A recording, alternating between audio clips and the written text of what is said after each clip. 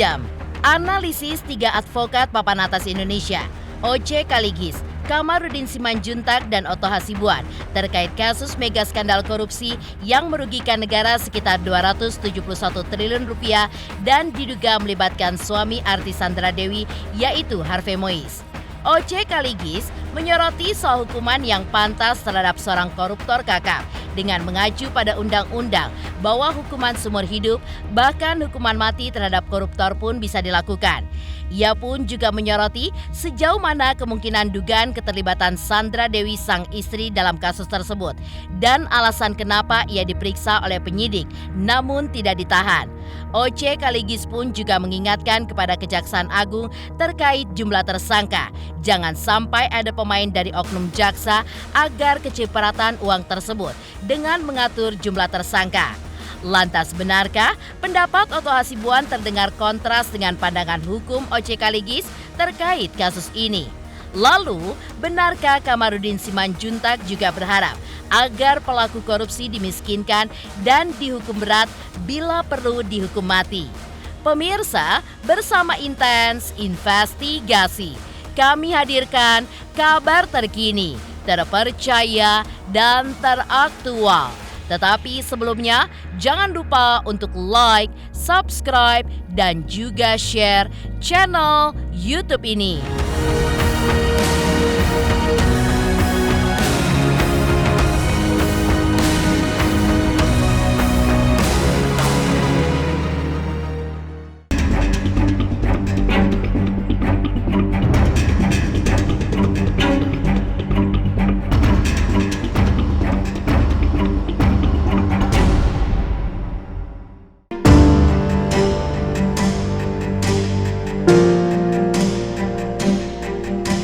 Kasus mega skandal korupsi Komunitas Timah yang merugikan negara sangat besar sekitar 271 triliun rupiah dan diduga melibatkan suami artis Sandra Dewi Harvey Mois menarik perhatian 3 advokat Indonesia untuk ikut memberikan pendapatnya di bidang hukum sesuai pengalaman mereka sebagai advokat. Menurut Oce Kaligis, jika melihat nominal kerugian negara sekitar 271 triliun rupiah, maka Oce Kaligis pun juga sepakat bahwa hukuman yang harus diterima oleh para pelaku termasuk suami Sandra Dewi jika terbukti adalah hukuman yang terberat.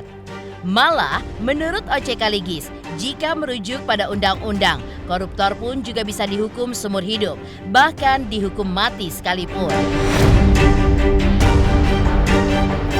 Sampai sekarang belum ada koruptor dihukum mati ya, paling seumur hidup. Ya. Kalau undang-undangnya sih bisa sih ya. Nah, tapi kalau di ini kan masih banyak hal-hal yang siapa tahu ada cuma uang singgah di dia barangkali mungkin money laundering. Kalau begitu banyak duitnya, pertama-tama apakah dia sendiri yang punya? Apakah orang-orang lain nggak ada yang titip uang di dia barangkali? Ya masih mesti ditelaah lebih lanjut kan. Kalau kami ini pasti kalau mereka mau tunjuk Oce Kaligis pengacara, mereka bilang jangan, dia musuhnya. Katakanlah Kejaksaan atau KPK. Jadi pasar saya sekarang karena suka kritik-kritik sudah susah. Untung terakhir Lukas NMB masih saya dapat ya. Kalau yang supaya 40 tahun loh saya bela perkara di luar negeri. Saya pikir kalau kualitas ya, saya nggak mau puji diri saya sendiri, Anda sendiri yang nilai deh. Bang, artinya harus dimiskinkan dan disita seluruh hartanya, Bang? Memang begitu filosofinya kan. Tapi nggak semua koruptor, ada yang katakanlah menghalang-halangi pemeriksaan masuk tindak pidana korupsi. Kalau lihat jumlahnya, mesti hukuman yang terberat kan.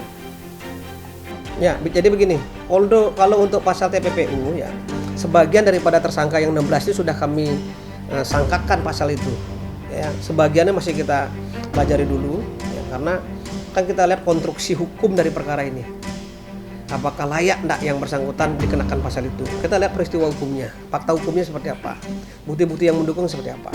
Kalau bukti yang mendukung ya pasti kita labeli di samping undang-undang tindak pidana korupsi juga undang-undang pencucian uang, itu udah pasti. Ya, kita lihat perkembangannya semuanya. Kalau lihat pasal yang disangkakan itu pasal 2 pasal 3 itu 20 tahun. OJ Kaligis pun mengaku mengetahui bahwa kehidupan Harvey Mois dan Sandra Dewi selama ini dalam kondisi berkelimpahan harta. Namun, yang perlu dipertanyakan menurut OJ Kaligis adalah apakah selama ini Sandra Dewi mempertanyakan sumber uang yang dihasilkan oleh sang suami. Setidaknya, Sandra Dewi menanyakan dari mana saja pendapatan Harvey Mois selama ini. Jawaban suami pun tidak mungkin diselidiki secara lebih dalam lagi oleh sang istri karena adanya rasa percaya yang tinggi terhadap suami tercintanya. Dalam hal ini, menurut pandangan OJ Kaligis, istri pun tidak tahu apa-apa terkait asal-usul uang yang dibawa oleh suami ke rumah. Ya kan selalu kan terdiri dari menstruasi dan laktus reus. Bisa aja istrinya nggak tahu apa-apa, bisa aja. Apalagi saya lihat istrinya sosialita, ya dia ya artis, mana dia mau orang artis itu. Mudah-mudahan kalau gue punya pacaran artis, dia nggak mikir bagaimana pekerjaan gue, yang dia pikir bagaimana kita keluar negeri sama-sama, bagaimana saya belikan dia mobil, dia nggak pikir dari mana mobil itu. Ilmunya juga nggak sampai di situ bangkali. Bisa aja suaminya bilang gue ada bisnis, dia sudah nggak tanya. Dan kita akan terus melakukan upaya-upaya penggeledahan di tempat lain. Tentunya di kediaman yang bersangkutan, ya, termasuk di dalam dan di luar negeri. Baik termasuk rekening, termasuk tanah atau bangunan, kita sudah berkomunikasi dengan pihak terkait. Dalam hari ini BPN dan pihak perbankan. OJ Kaligis pun juga mempertanyakan apakah hanya nama-nama yang sudah disebutkan oleh pihak Kejaksaan Agung saja yang terlibat dalam mega skandal korupsi yang merugikan negara sekitar 271 triliun ini.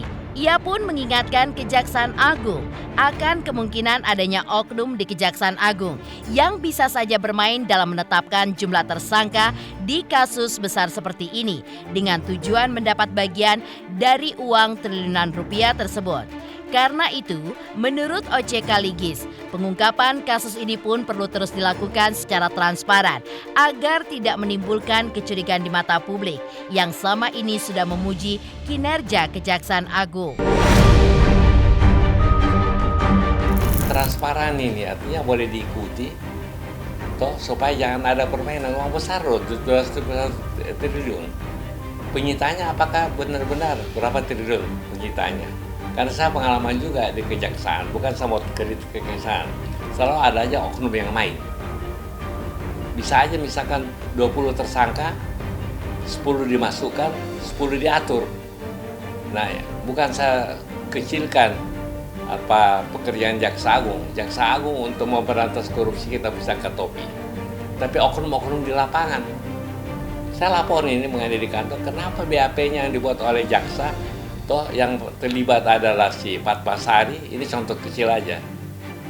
Nah, sekarang saya bela katakanlah di KPK juga ya, kepala lapas dihukum masuk penjara karena pembiaran. Padahal anak buahnya bilang gak pernah kasih duit, jadi yang begini-beginian ya. Apalagi kalau artinya tidak transparan bisa diikuti oleh media, kemungkinan bahwa oknum-oknum itu main bisa. Nanti kita lihat aja dakwan. Apakah 271 triliun atau sudah menguap? Mudah-mudahan ya, mudah-mudahan benar-benar dilakukan karena kita sekarang ya, artinya benar-benar mau menegakkan kebenaran itu aja. Sudah ada berapa saksi yang diperiksa, Pak? Sejauh ini ada 140 sekian lah ya. Ya masih kita pelajari, masih menunggu hasil dari identifikasi itu. Ya. Apa ada sejumlah aset atau barang mewah lain, Pak, yang akan disita? Yang tergantung nanti hasil penelusuran aset kan masih berlangsung ya. Dan tidak terfokus di saudara SD, kan tersangka ada banyak ya. Semua kita telusuri. Penyidik juga lagi melakukan pendataan aset, tracing terhadap 16 tersangka. Dari 16 tersangka itu lagi kita data di lapangan, ya, rumahnya, harta bendanya, ya, termasuk aset-aset yang mereka miliki. Dalam rangka tadi tidak betul kemungkinan akan dikenakan tindak pidana pencucian uang. Penyitaan dan penggeledahan sudah kita lakukan tahap pertama. Apakah berikutnya ada? Pasti ada terus berlanjut. Ya, kita akan cek semuanya. Ya, terkait dengan harta bendanya kita belum belum dapatkan semuanya, kan tetap kita kejar. Berlaku terhadap semua tersangka ke-16-nya, termasuk AHM. OC Kaligis juga menganalisa alasan Kejaksaan Agung yang hingga saat ini belum juga menahan Sandra Dewi, padahal sudah diperiksa oleh Kejaksaan Agung. Menurut OC Kaligis, pemeriksaan terhadap istri Harvey Mois itu pun hanya sebagai saksi, kebetulan satu rumah dengan Harvey. Sikap kooperatif Sandra Dewi terlihat dengan mengembalikan mobil mewahnya untuk disita penyidik Kejaksaan Agung. Tidak ditahannya Sandra Dewi artinya, menurut OC Kaligis, belum terpenuhinya unsur pidana berdasarkan keterangan yang ia ungkapkan. Sandra, gimana Mbak persiapannya Mbak? Ini mau dokter, kencang. Kita mau dokter. Rasanya cuma makan enak ya? Naik ya? Belum itu.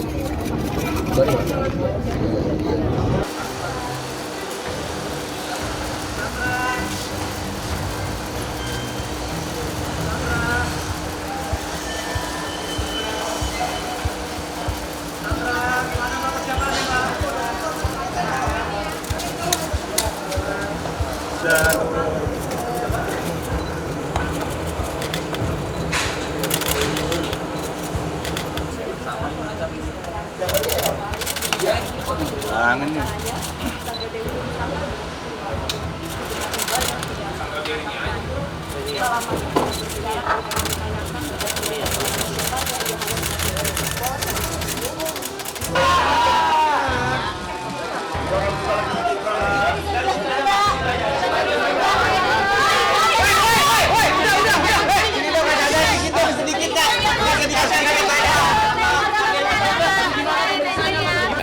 Sekarang itu kan dibutuhkan untuk diperiksa sebagai saksi karena kan mereka satu rumah. Apakah sejauh mana buktinya juga istrinya yang diperiksa kejaksaan kan nggak ditahan kan?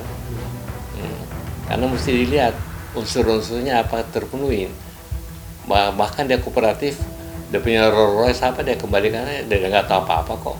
Ya, makanya itu yang sekarang pasti BAP-nya istrinya udah ada di kejaksaan sih.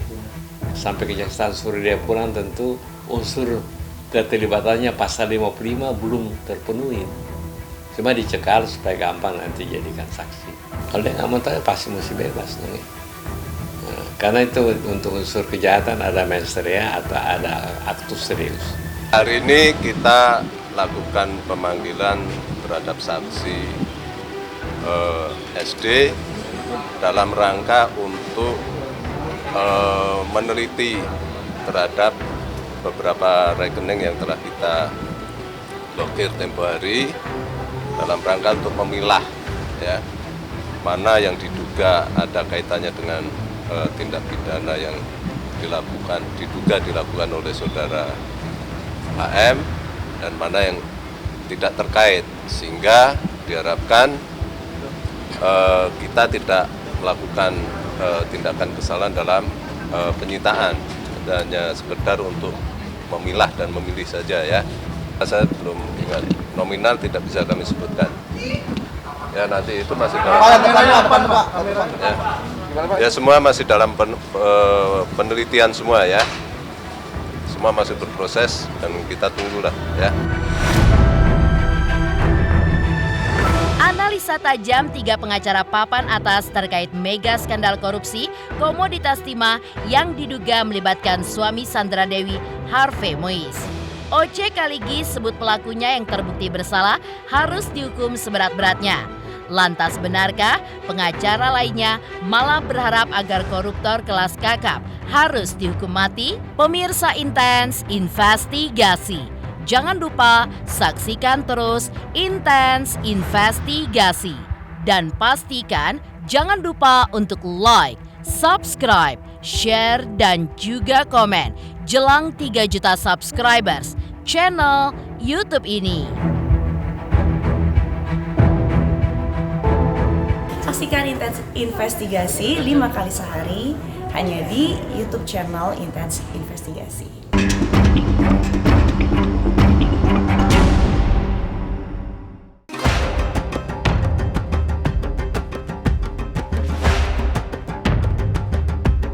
Mega skandal korupsi komoditas timah yang merugikan negara sekitar 271 triliun rupiah dan melibatkan suami artis Sandra Dewi Harvey Mois dikecam oleh Kamarudin Simanjuntak.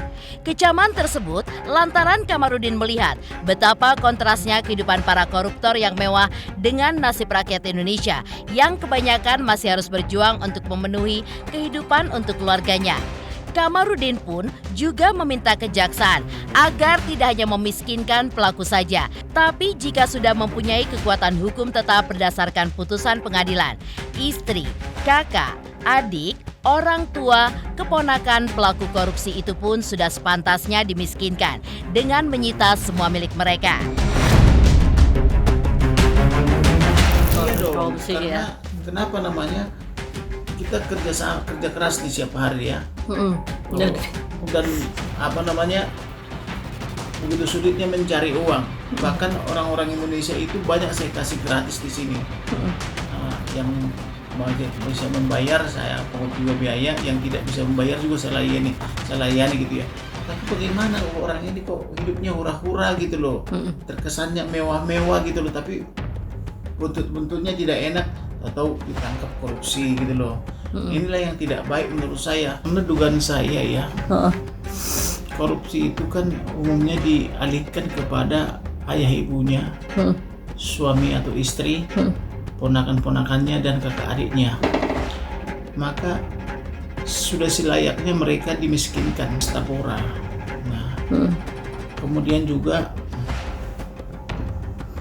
korupsi ini kan ibaratnya kan melanggar pasal 2, pasal 3, pasal 18 ya.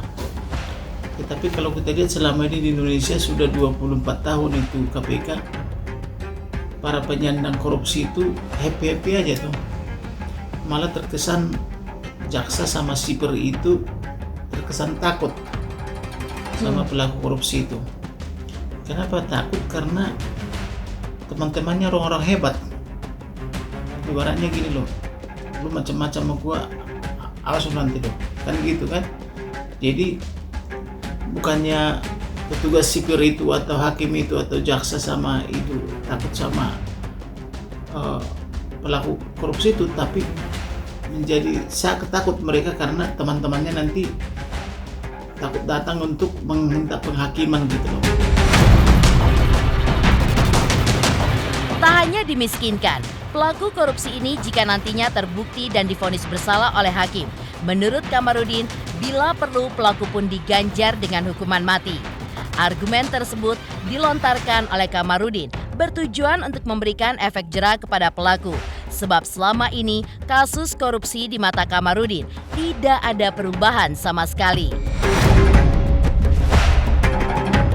Mati. Tentunya lah kan begitu. Apalagi dia istrinya artis atau suaminya artis misalnya. Iya. Tentu kan tidak, ketika datang rezeki ke rumah itu tentu kan dia tahu dari mana nih sumbernya nih, apakah layak apa tidak itu dimakan, gitu loh.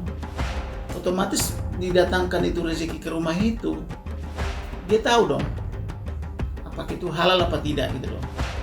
Berapa pendapatan suaminya atau istrinya misalnya, misalnya manajer di perusahaan atau direktur misalnya di perusahaan, tentu kan namanya manajer dan direktur katakanlah upahnya misalnya 50 juta atau 100 juta ke 200 juta kan gitu, kan ketahuan angkanya berapa per bulan.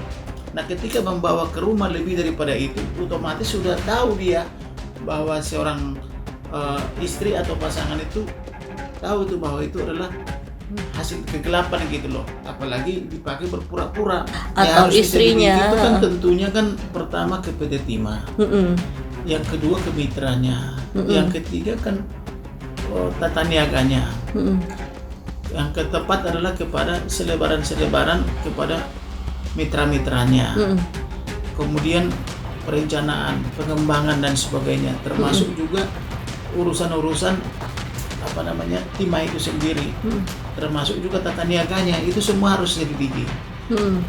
Karena timah ini kan sudah lama ini, sebelum Indonesia merdeka itu sudah ada timah itu. Itu malah zaman Belanda itu sudah menyediakan pabriknya, sudah ada dari zaman Belanda. kita hanya meneruskan aja kok tidak mampu gitu loh. Ini sudah benar pasal penerapan pasal 2 itu kan dan pasal 3 dan pasal 18 sudah benar sama mereka. Tetapi yang saya maksudkan apa namanya itu efek jerahnya loh. Kok tidak ada selama ini perubahan gitu loh. Maka oleh karena itu waktunya orang Indonesia ini menerapkan hukuman mati gitu. Atau setidaknya dimiskinkan gitu loh. Dimiskinkan lalu mereka dikasihlah pekerjaan dengan upah minimum provinsi gitu loh. Jadi mereka tidak hanya ditaruh di kurungan, tapi setiap saat bisa mereka dimanfaatkan membersihkan got, membersihkan taman, membersihkan mengangkut sampah dengan berbagai pekerjaan-pekerjaan lainnya dengan pengawasan yang sangat ketat gitu loh. Jadi menurut saya itu akan lebih efektif daripada orang itu berjubel-jubel ditaruh di penjara tapi tidak ada gunanya kepada masyarakat. Selain argumen yang diungkapkan oleh Kamarudin Simanjuntak, lantas seperti apa pula pendapat advokat Otto Hasibuan atas kasus ini? Pemirsa Intens Investigasi, jangan lupa saksikan terus Intens Investigasi dan pastikan jangan lupa untuk like, subscribe, share dan juga komen jelang 3 juta subscribers channel YouTube ini. Jangan lupa saksikan Intens Investigasi 5 kali dalam sehari hanya di YouTube Intens.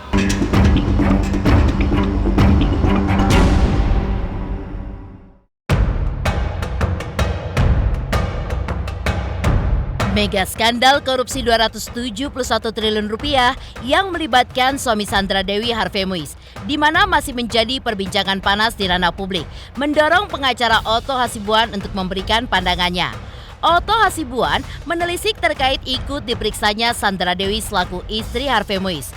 Jika netizen mendesak Kejaksaan Agung agar menyeret Sandra Dewi sebagai tersangka dalam kasus suaminya, Otto Hasibuan pun justru masih menjunjung tinggi asas praduga tidak bersalah kepada Sandra Dewi. Logika yang dibangun Otto adalah seorang istri tidak bisa menjadi tersangka hanya karena ia menjadi istri tersangka kasus Tipikor dan TPPU. Istri bisa menjadi tersangka kalau penyidik memiliki bukti kuat atas dugaan keterlibatan Sandra Dewi. Itu pun harus menunggu hasil penyidikan yang dilakukan oleh Kejaksaan Agung. Menurut Otto, hal yang wajar jika seorang istri menerima atau dititipkan uang atau mendapatkan kado dari suaminya. Dalam pandangan Otto, istri tidak bisa disalahkan jika uang atau kado yang ia dapatkan itu merupakan hasil kejahatan yang diduga dilakukan suaminya. Maka, dalam kasus Harvey Muiz, di mata Otto Hasibuan, terlalu dini untuk membuat kesimpulan karena kasus ini pun masih dalam penyelidikan Kejagung. Kita nggak boleh juga terlalu awal menjudge. Kita harus menganut prinsip praduga tidak bersalah. Ya, Sandra Dewi kan ini kan hanya istri, ya. Yang dituduh sekarang ini suaminya. Jadi suaminya sendiri pun belum tentu kita bilang juga bersalah. Dia hanya dijadikan tersangka kan. Kalau suaminya sudah tersangka. Iya tersangka, tapi kan belum tentu bersalah juga, gitu loh.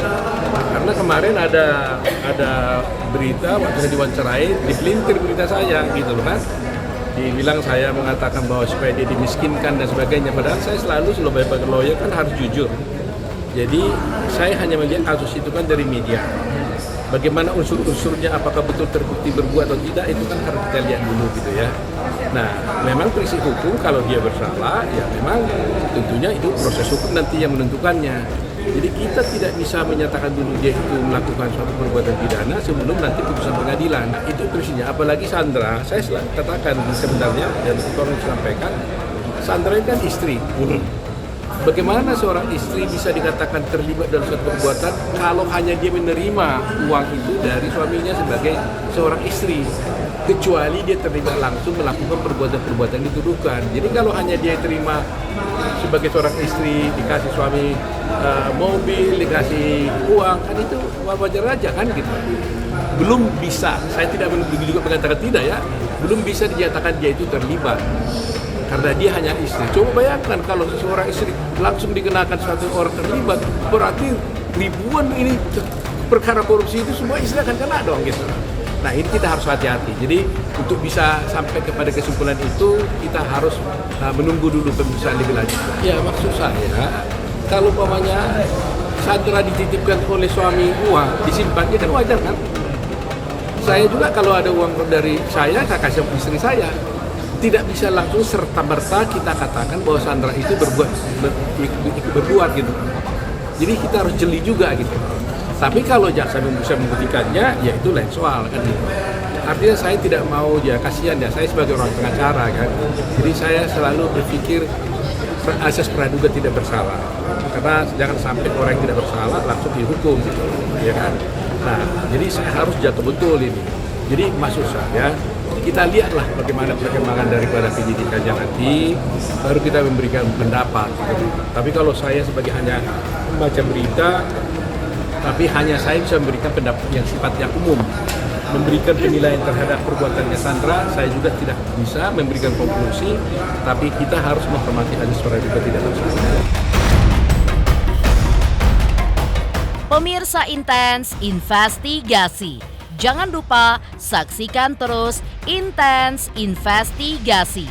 Dan pastikan jangan lupa untuk like, subscribe, share, dan juga komen jelang 3 juta subscribers channel YouTube ini.